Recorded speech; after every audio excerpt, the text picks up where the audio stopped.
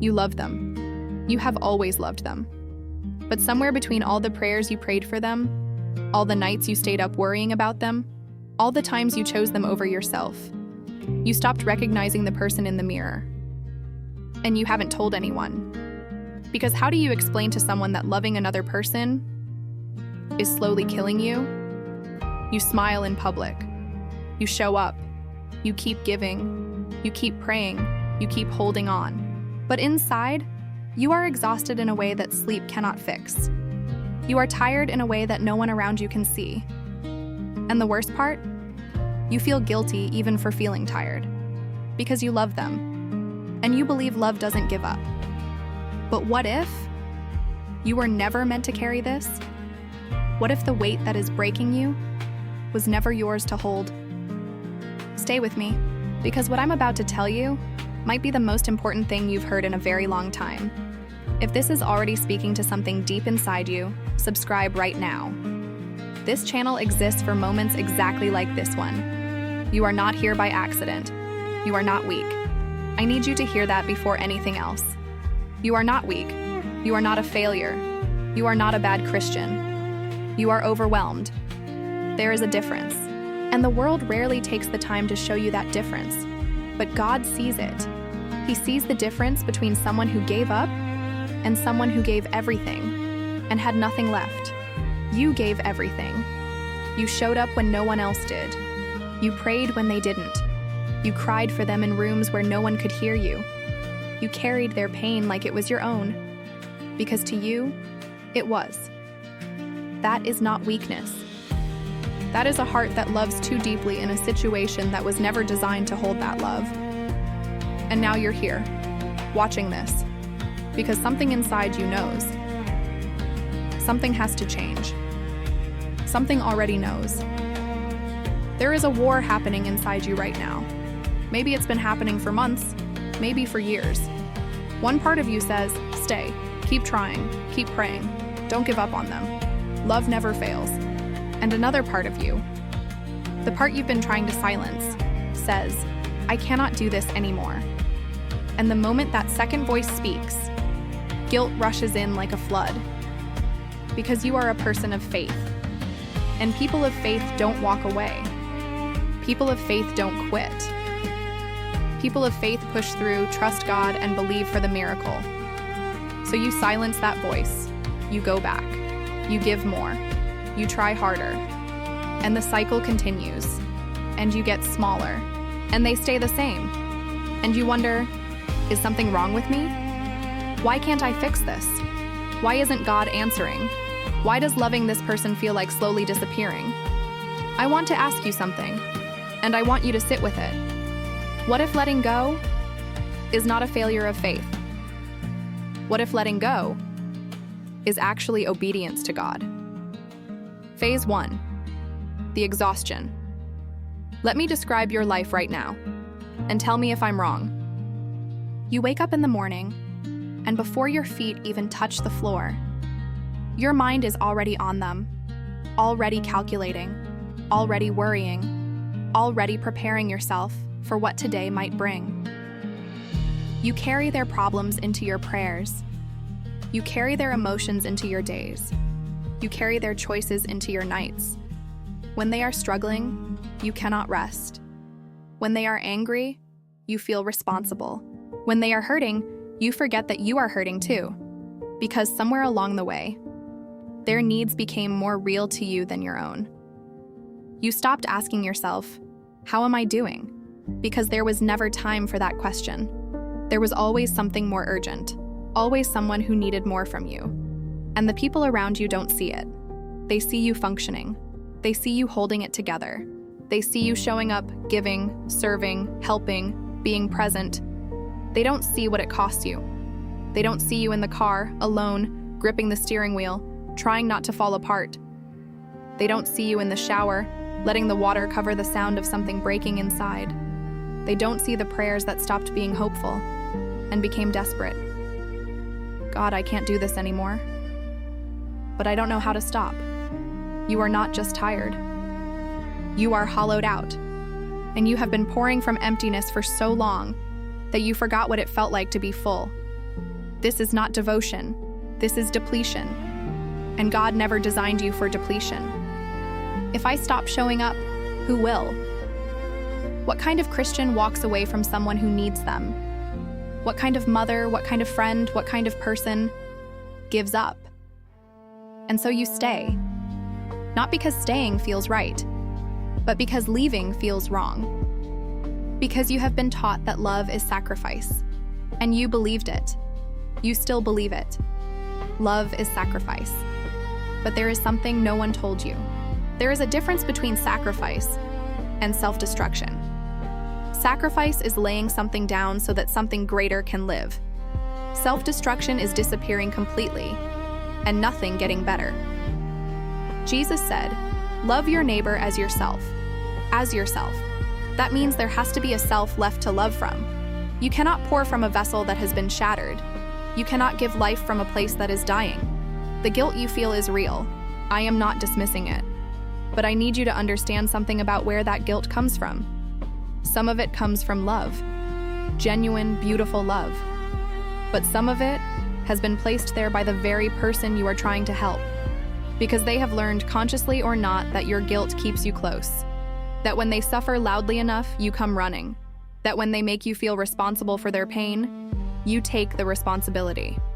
And so they never had to. That is not love asking you to stay. That is manipulation holding you hostage, and you have called it loyalty for so long that you forgot it has another name. If this video is reaching something deep inside you right now, pause for just a second and leave a comment below.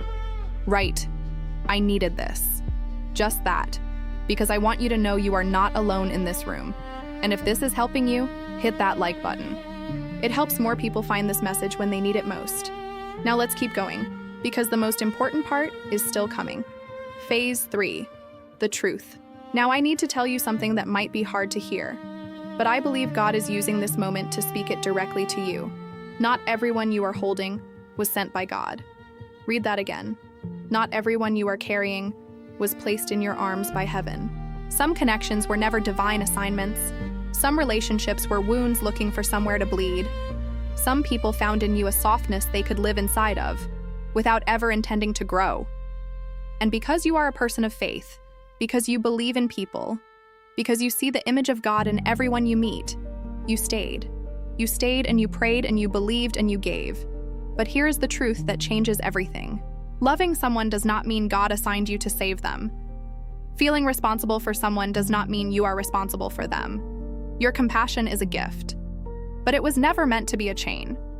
God did not call you to lose yourself in someone else's story. He called you to walk in yours. And some of the people you are holding on to right now are not part of the path God has for you. They are weights on a road you were meant to run. And deep down, in the place where you are most honest with yourself, you already know this. You have known it for a while. You just needed someone to give you permission to say it out loud. Letting go does not mean you stop loving them. It means you stop letting their choices destroy you. It means you release them into the hands of a God who is infinitely more capable of carrying them than you are. It means you finally accept that you were never their savior. There is only one savior, and he already did the work. Your job was never to be everything for someone who refuses to change.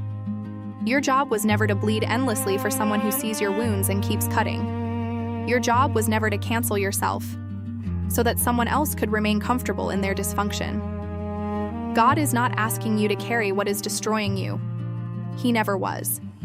And the moment you release it, the moment you truly open your hands and say, "God, I trust you with this person more than I trust my own grip," something shifts. Not just in the situation, inside you. Because for the first time in a long time, you remember that you matter too. That your peace matters. That your healing matters. That your calling, your joy, your future, they still exist. They have been waiting, patient and quiet on the other side of this release. And if you still feel like letting go is unspiritual, I want to show you something about the one you follow. Jesus, the fullest expression of love that ever walked this earth, walked away from crowds. There were thousands of people who needed healing, thousands who needed a miracle. thousands crying out. And Jesus went to the mountain, alone, to pray. He did not stay until everyone was satisfied. He did not destroy himself trying to fix every broken thing in every broken city. He moved with purpose. He loved deeply. And he also rested. He also withdrew. He also said, "It is enough for today." Jesus had boundaries. The most loving being in human history had boundaries. And when the rich young ruler walked away, when that young man chose his wealth over the kingdom, Jesus let him go. He did not chase him. He did not negotiate. He did not diminish himself to make the man stay. He watched him walk away, and he let him choose. Because love does not force. Love does not control. Love does not crush itself into whatever shape someone else needs it to be. Real love sometimes looks like open hands. Real love sometimes sounds like silence. Real love sometimes means trusting God with what you could not fix. Letting go is not abandonment. It is alignment. It is putting yourself back in the position where God can actually use you. The most dangerous thing about being someone who loves deeply is that people will use that depth as a place to drown you in. You stayed. You gave. You prayed. You tried. And that counts. God saw every single moment of it. But staying until you disappear was never the plan. I want to say something to you now, and I want you to let it land. You stayed because you loved them. You gave until there was nothing left, because you loved them. You silenced your own pain, your own needs, your own voice, because you loved them. No one can ever take that from you.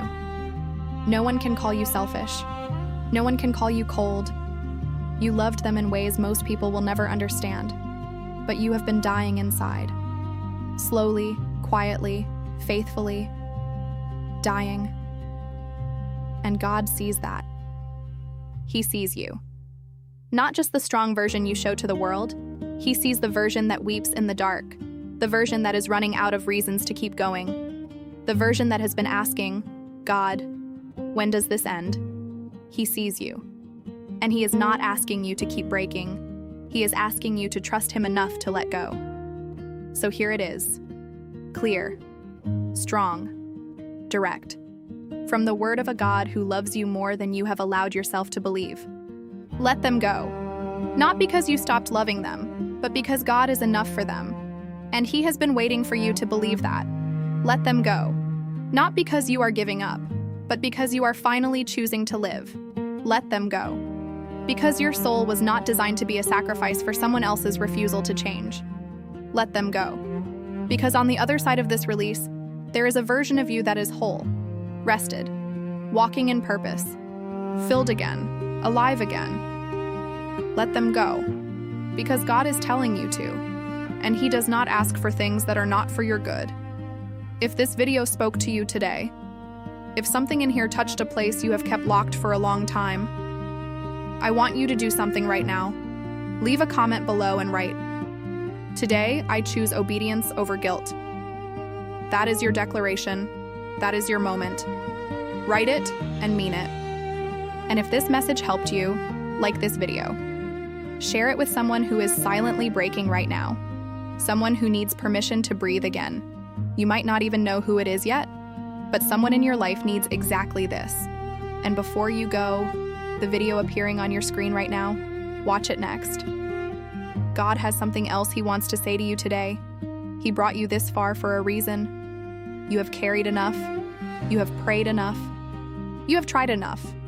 Now rest, open your hands, and trust the God who holds the universe to hold the person you are letting go of.